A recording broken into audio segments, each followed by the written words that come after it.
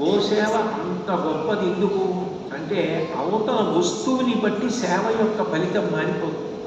తన కోసం బ్రతుకుతున్నవాడు కాదు, లోకములకు హితం చెయ్యాలని ప్రయత్నం చేస్తున్నాడు అనుకోండి. అటువంటి ఆయనకి మీరు చేసిన సేవకి భగవంతుడు చాలా ప్రీతి చెందుతాడు. తన పని తాను చేసుకుంటూ తన అభివృద్ధి కోసం తాను పాటుపడుతున్న వాడికి మీరు అందించినటువంటి సహాయం కొంత పుణ్యాన్ని ఇస్తుంది.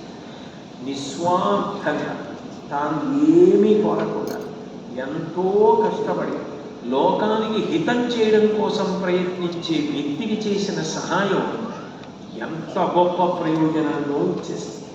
అందుకే రామాయణం చూస్తే రాముడి పేరు చెప్తే పంచభూతములు కూడా ఉపకారం చేస్తాయి. ఎందుకంటే ఎప్పుడు లోకహితం రాముడు చేస్తాడు కాబట్టి. గోవు ఎంత గొప్పది అంటే పరమ పవిత్రము యజనభాజనము తము విన్న చూచినందురితే జయంబులెల్ల తలకంత్రోయగచాలు ప్రధానకర్త కొట్టరగతి లాభవైభవము తంగెటు జున్నుగ చేయుగోవు ఎవ్వరు తన వానికులుతుర నివారణ చుట్టురు వారునాకము. ఆవు పరమ పవిత్రము. ఆవు కన్నా పవిత్రమైనది ఈ లోకంలో ఇంకొక ప్రాణి లేదు. ఆవు తనంత తాను పవిత్రం కాదు. ఆవు అలా నడిచి వెళ్ళిపోయిందనుకోండి, ఆవు నిలబడిందనుకోండి, ఆవు తొక్కిందనుకోండి, అది పవిత్రమైనది. అంత పవిత్రమైన నేల ఏది అంటే గోవు తొక్కిన నేల.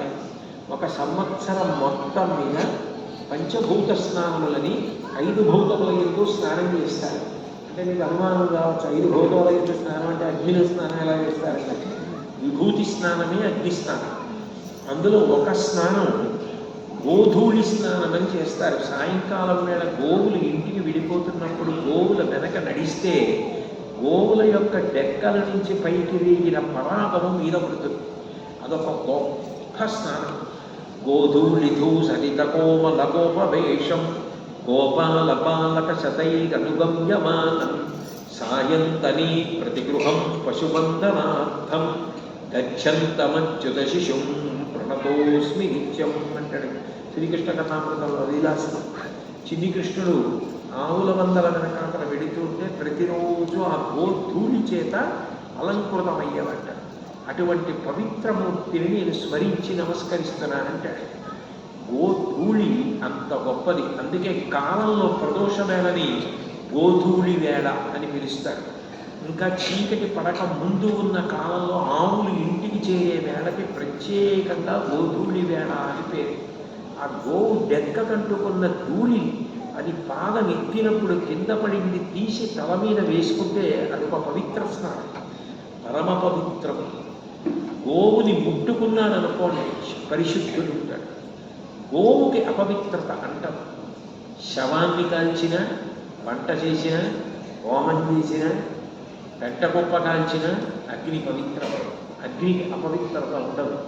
అగ్నికి ఎలా అపవిత్రత ఉండదో గోవు కూడా అంతే.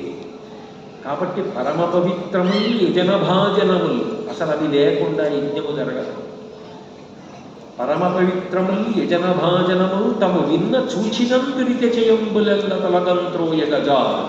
గోవు గురించి విన్న, గోవు గురించి చెప్పిన, గోవుని చూసినా కూడా పాపములు పోతాయి.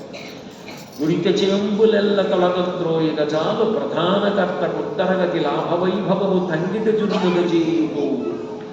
గో సేవ చేస్తే హోమం చేసిన ప్రధానకర్తకి అంత గొప్ప పుణ్యం. అంటే దాని అర్థం ఏంటంటే యజుర్వేద మంత్రాలకి వ్యాఖ్యానం చెప్పినప్పుడు ఒక విశేషం చెప్తారు. హోమం చేసేటప్పుడు స్వాహ అనగానే హవిస్సు వెయ్యాలి, సమిధ వెయ్యాలి. అట్లాగే ఆజ్యధార ఆవు నెయ్యి వెయ్యాలి. ఇంకా ఇతరాలు కూడా పడుతున్నారు అనుకోండి, మారేడు దళాలు, మారేడు కాయలు, పేలాలు, స్వాహ అనేటప్పటికీ వెయ్యాలి. ఆలస్యం చేయకూడదు, ఖచ్చితంగా పడాలి స్వాహ అన్నప్పుడు. తెలిసి తెలియక దోషం వచ్చి వెయ్యిక ఇలాంటివి ఉన్నాయనుకోండి, అటువంటి అశ్రద్ధా దోషం పోవాలంటే ఏం చేస్తారంటే పక్కన ఒక ఆవుని కడతారు. కట్టి గోవుకి సేవ చేస్తారు. మెత్తటి గుడ్డ పెట్టి ఆవును తూస్తారు. ఆవు కాళ్ళు పడతారు. మాకు కాకినాడలో గోశాలలో గోసేవ పోటీలు పెడతారు. ఓ 40 ఆవుల్ని కట్టేసి వాటికి సేవ చేస్తారు. బాగా బాగా సేవ చేశారని గుర్తు ఏమిటంటే, మీరు సేవ చేస్తున్నప్పుడు ఆవు తోక ఇలా పైకెత్తి నడుముకి పుచ్చం తగిలేటట్టుగా నిలబడి అరమోడుపు కన్నులతో నిల్చుంటుంది.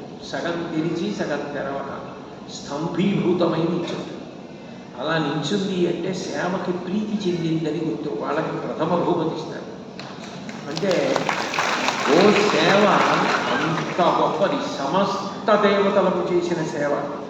కాబట్టి అలా ఎవరు చేస్తున్నారో, ఆ గో సేవ ఎవరు చేస్తున్నారో అటువంటి వాళ్ళు అనివారణ చొత్తురువారు నాకమున్.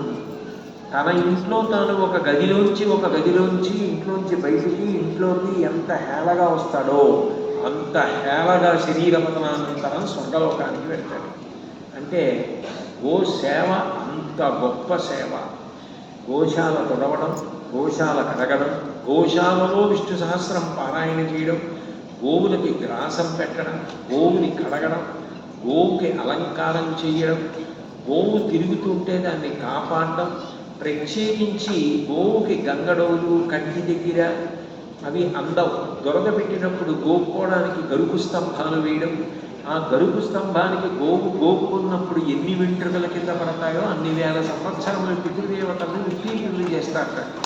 అందుకని పితృదేవతల పైనుంచి చూసి మా వంశంలో ఎవడైనా గోవులకి గరుకు స్తంభం వేస్తాడా అని ఎదురు చూస్తారట.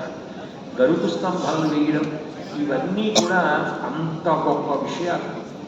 ఏదీ చెయ్యలేకపోతే, వయసు ఉడిగిపోతే గోవుకి సేవ చేసి ఓ ప్రదక్షిణం చేసి నమస్కారం చేసి ఇంత గడ్డి గోవుకు పెడితే ఆయన ఆ రోజున అగ్నికార్యం కూడా చేసినట్టే. నేను ఏమీ చెయ్యలేకపోతున్నాను, గడ్డవాన్ని అయిపోయానన్న విషయం గోవు చెవిలో చెప్పి వదిలేస్తాడు. అంటే గోవు అంత గొప్పది, ఎంత పవిత్రం, ఎంత శక్తివంతం. అంటే దేవాలయంలో విగ్రహాన్ని ప్రతిష్ఠ చేసిన తర్వాత, చక్రం మీద పెట్టిన తర్వాత నేత్ర నిమీలనం చేస్తారు. కళ్ళ దగ్గర ఉన్నటువంటి ఆ తెల్లటి మైనని తీస్తారు. తీసినప్పుడు ప్రథమ దృష్టి పడుతుంది. దాన్ని తట్టుకోలేరని ఎవరిని ఎదురుకుండా ఉండద్దంటారు, పక్కకి వెళ్ళిపోండి అంటారు. అప్పుడు తట్టుకోగలిగింది ఎవరంటే గోవు కానీ అన్న కుంభం కానీ. కుంభం అని అన్నం పోస్తారు, అది కానీ గోవు కానీ, ఈ రెండే తట్టుకోగలరు. అంటే అంత శక్తివంతము, సాక్షాత్ పరదేవతా స్వరూపం. అటువంటి గోవుకి సేవ చెయ్యడం అంత గొప్పది సుమా అని నిరూపణం చేస్తున్నారు. అందుకని ఆ గో సేవకి సంబంధించిన వైనాన్ని ఆ చిత్రంలో ఇచ్చారు. తరువాతి చిత్రం దగ్గరికి వచ్చేటప్పటికీ గో పూజ గురించి చెప్తున్నారు. దిలీపుడు, సుదక్షిణాదేవి, కాళిదాసు గారు చేసిన రఘువంశ కావ్యంలో వాళ్ళిద్దరూ గో పూజ చేశారు.